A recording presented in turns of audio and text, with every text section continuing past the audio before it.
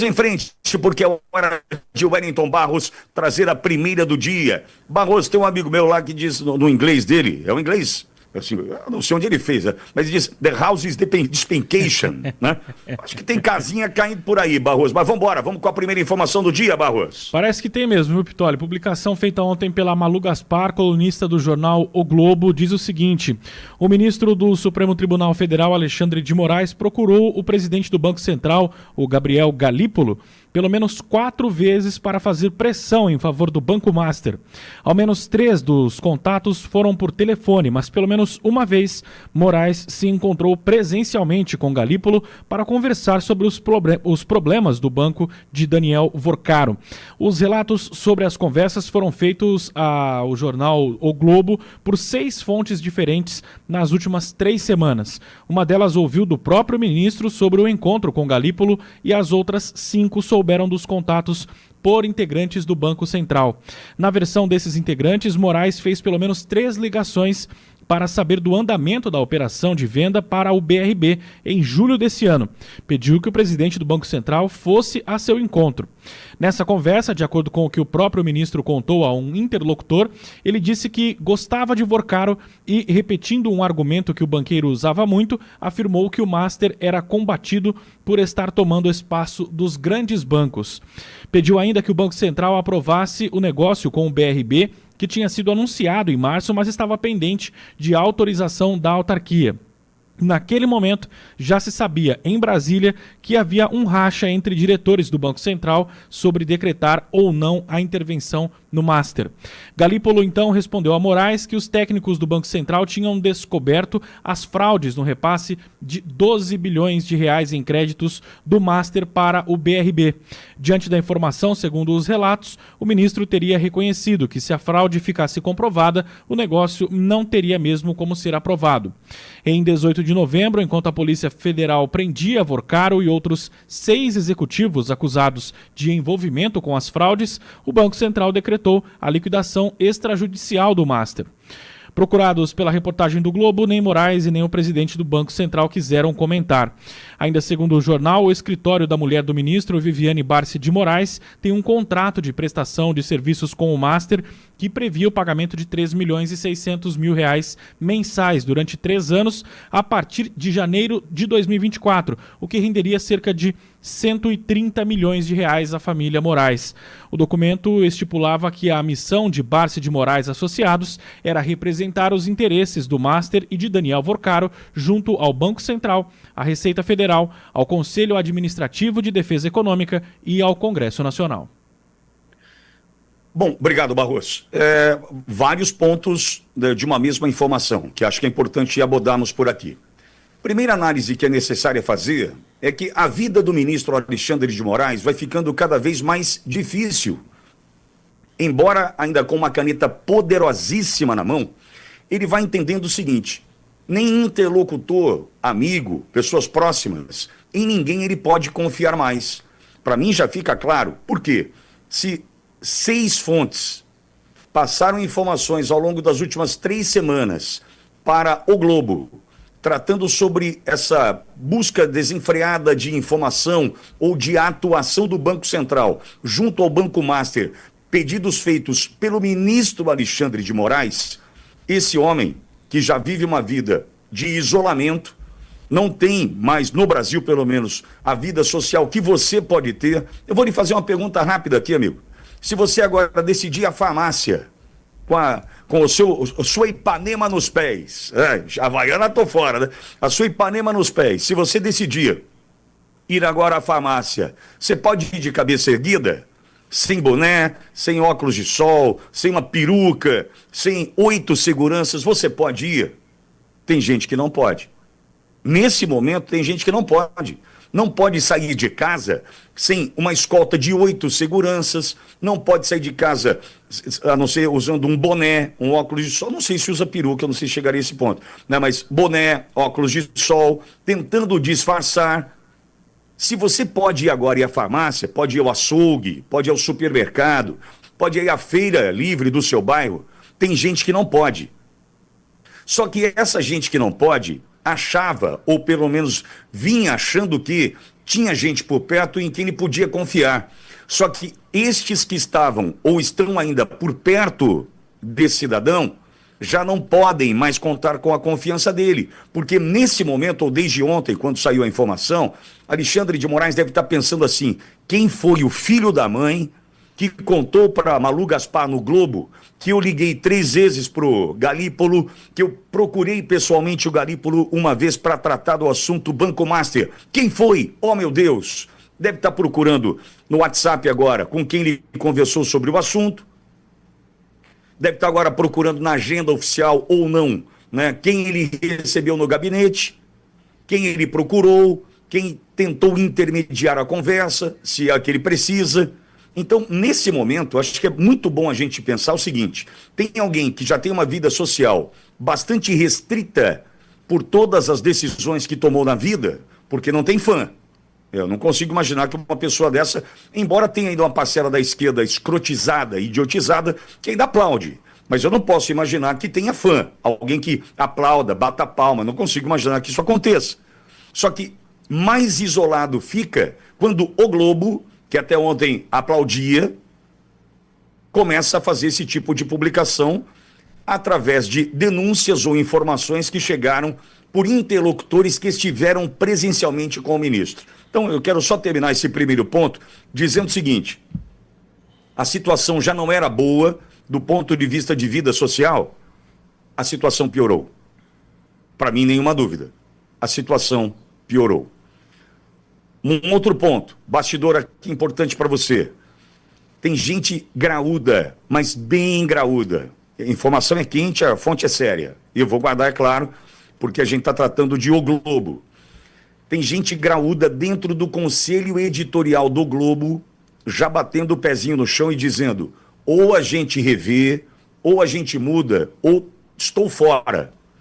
Gente com 38 anos dedicados à Globo, O Globo e toda a estrutura do sistema, TV, Globo News, rádio e tal. Tem gente já dizendo o seguinte: ou a gente muda a linha, ou eu estou fora. Ou seja, a brincadeira que eu fiz do Houses Despencation, né? Tem casa caindo por aí? Sim.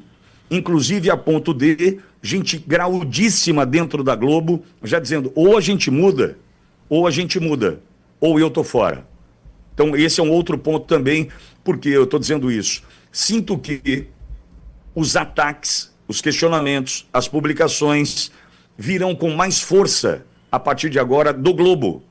E sinto também, e não podemos deixar de fazer essa leitura, ainda sem falar de Banco Master, sem falar de Galípolo, sem falar de 129 milhões, fazendo uma análise estratégica do negócio. Não posso pensar que Malu Gaspar, O Globo, estão agora, entre todas as aspas, né, atirando contra Alexandre de Moraes, entre todas as aspas, se não estivessem contando com a anuência do PT. Porque se você buscar na tua memória, ou aí na busca do teu TikTok, do seu Instagram, provavelmente você encontre no Google, né? Você provavelmente vai encontrar um momento em que Lindbergh, Gleisi, Randolph, toda essa turminha suja do PT, atirando, entre todas as aspas também, contra a indicação feita por Temer, querendo colocar naquele momento Moraes no Supremo Tribunal Federal. Ou seja, eu não posso achar que Moraes é querido do PT. Seria uma burrice da minha parte, mesmo porque quando eu digo que o sistema é composto por uma tríade envolvendo Temer, Kassab e Moraes, eu não posso achar que esses caras são petistas. Esses caras são do sistema. Não são petistas, eles são do sistema. E precisaram, o sistema precisou de Lula, por isso descondenado, solto, elegível e toda a interferência na eleição de 22, porque o sistema precisava de Lula para tirar do jogo o principal oponente. Quem jogou contra o tempo todo, contra o sistema, é claro, chamado Jair Messias Bolsonaro. Então eu também não posso ser ingênuo achando que essa ação do Globo parte da cabeça da Malu Gaspar. Bateu um vento aqui, agora eu vou falar mal do Moraes, vou apontar problemas do Moraes. Não. Entendo eu, até porque o dinheiro de verdade vem da SECOM, e SECOM quem comanda é Lula. eu posso concluir automaticamente que toda essa estrutura está sendo bancada, articulada, amparada pelo PT, que também não gosta do Moraes. Não vai achar que gosta do Moraes. É que Moraes foi útil do ponto de vista da condução das eleições, né, do soltado Lula via Fachin, via Supremo Tribunal Federal. Né? O Moraes foi útil até ali porque devolveu essa turma à cena do crime, deixou com que todos esses voltassem à cena do crime. Então, nenhuma grande novidade eu dizer para você aqui, ó, o Moraes não é querido pelo PT. Pô, mas agora o Globo está atacando o Moraes? PT pode estar por trás disso. Por que não? Por que eu não posso pensar assim? Não é verdade? Porque de uma hora para outra agora o Globo vai atirar contra? Tá estranho isso, hein? Tá ou não tá? Entendeu? Então a gente precisa fazer essa análise e entender o seguinte: pode ter PT por trás disso e Moraes vai ficando sozinho, vai ficando isolado, vai ficando pesado para todo mundo. Para todo mundo. O outro ponto fundamental é chegarmos ao contrato, né, do escritório da dona Vivi, de 129 milhões, 3 milhões e 600 mil reais por mês, nada para um banco, nada para um banco. Imagina o seguinte, 43 milhões de reais por ano para um banco. O que significa? Absolutamente nada, nada. Só que para a família, pelo jeito, muito. Né? Um contrato de 129 milhões, que não vai ser pago até o fim, porque a maionese desandou, embora tenha tentado, segundo o Malu Gaspar, Alexandre de Moraes tenha tentado intervir, né? Tentou usar da sua força, da sua truculência, da sua caneta, da sua musculatura, da sua importância, entre aspas, tentou usar disso tudo para manter o pagamento em dia desse contrato que era prioritário dentro das contas a pagar do Banco Master de Vorcaro, que Alexandre de Moraes disse, segundo o Malu Gaspar, né, ter apreço por ele. 3 milhões e 600 mil por mês. Foi para o escritório da dona Viviane. Não foi para o Alexandre de Moraes, salvo engano. Mas eu não vi Malu Gaspar falar que quem procurou o Galípolo, presidente do Banco Central, foi a Vivi. Eu não vi. Eu ouvi e li Malu Gaspar apontar que Alexandre de Moraes procurou Galípolo. Mas espera um pouquinho. O escritório, que tem acesso aos tribunais superiores, conhecimento, amplo conhecimento em tribunais superiores, não é escritório da advogada? Então, a advogada não deveria procurar o Galípolo? Por que Alexandre de Moraes? Então, eu posso concluir que, isso aqui estou no campo do achismo, é claro, eu posso concluir que os 3 milhões e 600 mil reais eram para usar dessa força descomunal, desproporcional, do homem mais forte do Supremo Tribunal Federal hoje. Posso concluir que 3 milhões e 600 mil por mês não era para o escritório trabalhar, mas para o ponta de lança atuar? Só me cabe pensar isso. Não há outra alternativa. Por quê? 3 milhões e 600 mil reais por mês. A gente não está falando, não é dinheiro de pinga não, amigo. É muita grana. 3 milhões e 600 mil reais por mês. Para quê? Para o marido atuar? É isso? É para o marido jogar? É para o marido estar em campo? Eu automaticamente posso concluir isso. Inevitavelmente. Inevitavelmente. Posso concluir isso. Então, nós chegamos a um ponto que o escritório é contratado, o escritório de Dona Vivi recebe 3 milhões e 600 mil por mês, entretanto, é para o marido trabalhar. Cláudio Cofari já está conosco no estúdio. Cláudio, a análise feita com relação à situação envolvendo as questões de ordem pessoal, restrição de vida social de Moraes, o Globo cedendo às tentações do PT, que não gosta de Moraes, e 3 milhões e 600 não era para a dona Vivi trabalhar, Cláudio, pelo jeito era para o maridão colocar a mão na massa. Bom dia, seja bem-vindo, Cláudio. Muito bom dia, Alexandre Pittoli, os colegas de estúdio, a você da enorme audiência do Ouro Verde no Brasil e no mundo. Alexandre Pittoli, é escancarado que o escritório da doutora Viviane Barsi, com 2 filhos de Alexandre de Moraes e, pelo que se comenta, mais 8 advogados, num total de 11 profissionais, é escancarado que um contrato de 3,6 milhões de reais líquidos, porque no texto do contrato está expresso abatido todos os impostos, especifica as alíquotas dos impostos. É líquido, 3.600.000. Então, é escancarado que pagar esse valor para esse escritório, para aquele contrato genérico, é comprar a influência, atuação, participação, o olhar ou ausência de olhar, ou seja, a ação e a omissão do ministro do Supremo Tribunal Federal. É escancarado. Não tem nenhuma coisa plausível para responder isso daí. Quando levanto que de 77 mil processos que o Banco Master tem, só um único processo o escritório participou judicialmente, quando os órgãos de imprensa pedem na legislação de transparência para o Banco Central, para o CARF, para o CADEM, para todo mundo lá explicar qual processo o escritório participou em relação ao Banco Master e ninguém responde, é escancarado. É 3,6 milhões de reais por mês líquidos, que equivale a cerca de 120 mil reais por dia, que equivale a quase 5 mil reais por hora.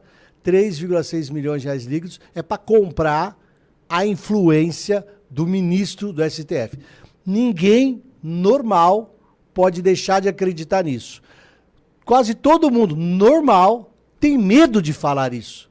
Porque todo mundo normal sabe que este ministro não é normal para agir, não existe devido processo legal, existe combate à desinformação, à desordem informacional, o termo genérico, abstrato, que quiser, para perseguir os inimigos políticos.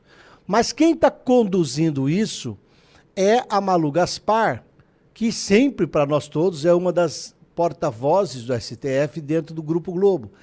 Para conduzir isso, óbvio, ela tem autorização, sim, da hierarquia superior do Conselho Editorial da Globo. Um jornalista não pode fazer isso porque quer. Tanto que vários jornalistas, por exemplo, o Alexandre Pitório, talvez lembre o nome, um fotógrafo, num jogo do Corinthians, fotografou o ministro fazendo sinal para a população, para a galera que mostrava cartão de crédito para ele e falava, eu posso usar, você não. Ele fez um sinal. Esse fotógrafo, no meio de dezenas de fotos, pegou aquela foto, o Estadão publicou a foto, a pressão foi tão grande que mandaram embora um fotógrafo com mais de 30 anos de casa. É assim que o poder trabalha. Imagina quantas vezes o Gilmar Mendes, ou o Alexandre de Moraes, ou o Toffoli, teriam ligado, ou o Dino, para a Globo falar, manda essa mulher parar de fazer esse absurdo. O que ela quer fazer? Quer derrubar o Supremo? E o Grupo Globo falou, não posso, não vou, não tem. E eu tenho uma ideia totalmente minha, Alexandre Pitório, se você permitir, eu posso até falar. Claro. Não, duas coisas. Primeira, você testemunha, está na memória digital, no segundo turno da eleição que definiu a vitória do Lula, aqui nesse estúdio, eu estava aqui nessa cadeira, eu falei, Lula ganhou. A partir desse minuto começa a única grande disputa política da história do Brasil. A partir de agora, 2022 para frente, é Lula versus Alexandre de Moraes. Quem mandará e controlará o Brasil?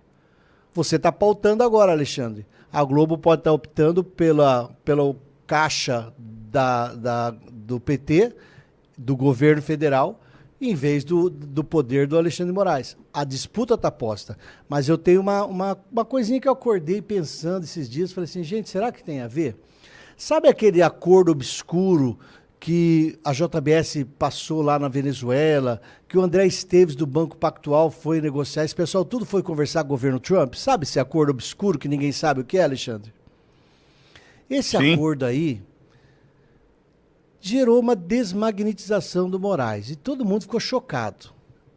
Vamos pensar numa frieza, assim, sabe, de quem mexe com política de maneira frio e calculista. Eu chego para o Trump e negocio assim, ó, é o seguinte, nós precisamos flexibilizar isso aí, tá demais. Não, mas esse cara aí, eu pus Magnitsky nele, eu não vou tirar. Eu falei assim, o senhor tira e dá para nós 3, 5, 6 meses. O senhor tira, a gente derruba ele lá dentro. A gente vai fritar esse cara. A gente vai acabar com esse cara. Ou ele vai preso, ou ele vai embora do país, ou ele some do planeta. Mas o senhor dá pra gente Já que o senhor é contra ele, o senhor desmagnetiza ele, o Alexandre de Moraes. Deixa que nós, no Brasil, a gente quebra as pernas do cara. Porque para um cara que nem o André Esteves, do Pactual, com todo o poder que tem, ganhou até a privatização da Sabesp para fazer. Você acha que um cara desse, quando vê um banco master, que em 2019 tinha lá um patrimônio de 250 milhões, sobe para 4 bilhões em 6 anos. Você acha que um cara que no André Esteves olha isso e fala assim, eu vou deixar essa formiga crescer? Não, não vou. Se o Ciro Nogueira tentou passar projeto para ajudar o Pactual, o sistema bancário brasileiro, controlado por 5 bancos, fala assim, nós não vamos deixar esse cara, Ciro Nogueira, fazer uma mudança que ajude tanto esse Pactual. Então, o próprio sistema bancário que controla o Brasil não tem interesse no Master. Mas quem é que a gente pode fazer? Vamos aproveitar.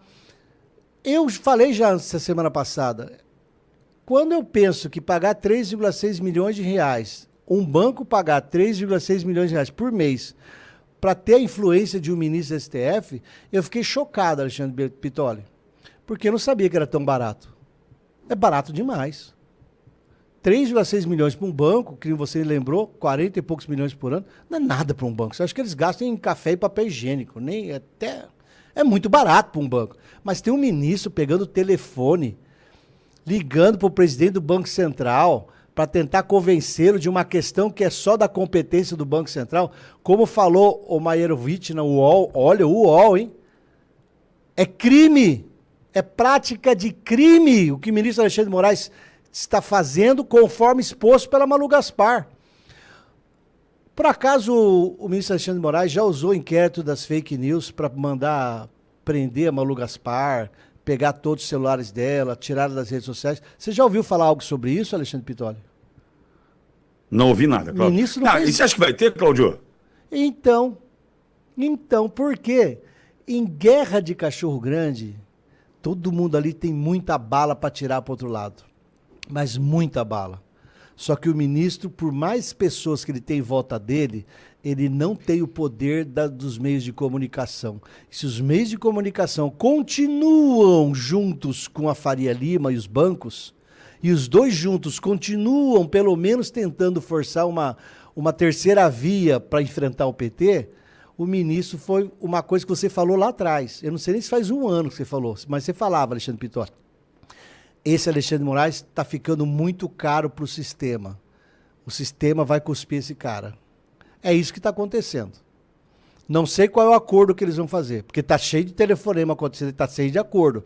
Tem gente pegando para se encontrar numa casa de praia, perto lá, tem gente se encontrando em reunião em Brasília. Os acordos do próprio ministro para sobreviver estão acontecendo. Flávio Dino está participando de conversa, Gilmar Mendes de conversa, e todo mundo fica ali tentando ver se o Fachin bota um freio. Todo mundo quem? O Poder Judiciário inteiro, a imprensa inteira. Só que lá dentro da STF, o pessoal fala, Fachin, você não vai fazer um código de conduta para nós. Porque juiz tem código de conduta, tem lei orgânica da magistratura e tem CNJ, Conselho Nacional de Justiça. Ministro da STF, meu irmão, é um adolescente pirado numa festa rave, faz o que quer. Então, você sempre cantou a bola, ele é caro.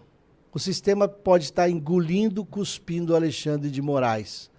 E pode ser até um preço para desmagnetizá-lo. O Trump desmagnetiza e o Brasil dá uma prova da solidez da sua democracia, derrubando Alexandre de Moraes. Vamos assistir, né? Vamos assistir. Vamos. O episódio envolvendo o ministro Alexandre de Moraes e o Banco Master expõe um problema muito maior do que um simples contato institucional.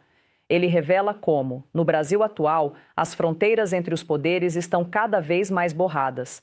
Quando um ministro do Supremo Tribunal Federal se envolve diretamente em tratativas relacionadas a uma instituição financeira que já estava sob investigação, isso não pode ser tratado como algo trivial ou administrativo. A posição que ele ocupa transforma qualquer gesto em sinal político e institucional. O ponto central não é apenas se houve ilegalidade formal, mas se houve violação do princípio básico da imparcialidade. O judiciário existe para julgar, não para interceder, muito menos para atuar nos bastidores de decisões que deveriam ser técnicas e isentas. Em democracias maduras, esse tipo de proximidade entre o topo do judiciário e interesses econômicos seria suficiente para gerar questionamentos profundos, audiências públicas e ampla prestação de contas. A gravidade aumenta quando surgem informações sobre contratos milionários envolvendo pessoas diretamente ligadas ao ministro. Mesmo que tudo esteja dentro da lei, a simples aparência de conflito de interesses já é danosa. Instituições fortes não vivem apenas de legalidade, mas de credibilidade. E credibilidade se constrói com distância, transparência e respeito aos limites do cargo. Outro ponto que não pode ser ignorado é o tratamento desigual dado a esse tipo de situação. O Brasil vive uma realidade em que políticos conservadores, empresários ou figuras ligadas à direita são julgados e condenados previamente pela mídia e por setores do sistema. Já quando o questionamento envolve o judiciário ou personagens alinhados ao establishment, o discurso muda, o tom suaviza e o silêncio se impõe. Criou-se uma narrativa perigosa de que questionar ministros do STF é automaticamente um ataque à democracia. Isso é falso. Democracia não é blindagem de autoridade, não é poder sem controle e muito menos culto à toga. Democracia é fiscalização constante, inclusive e principalmente dos que concentram mais poder. O STF exige transparência de outros poderes, cobra a ética de políticos e interfere diretamente nos rumos do país. Por isso mesmo, deveria ser o primeiro a dar exemplo. Quando isso não acontece, a desconfiança cresce, a população se afasta das instituições e o sentimento de injustiça se aprofunda. No fim das contas, o debate não é ideológico, mas estrutural. Nenhuma democracia sobrevive quando autoridades se colocam acima do questionamento público. Limites existem para todos, e quando esses limites começam a ser relativizados, o poder deixa de servir à sociedade e passa a servir a si mesmo.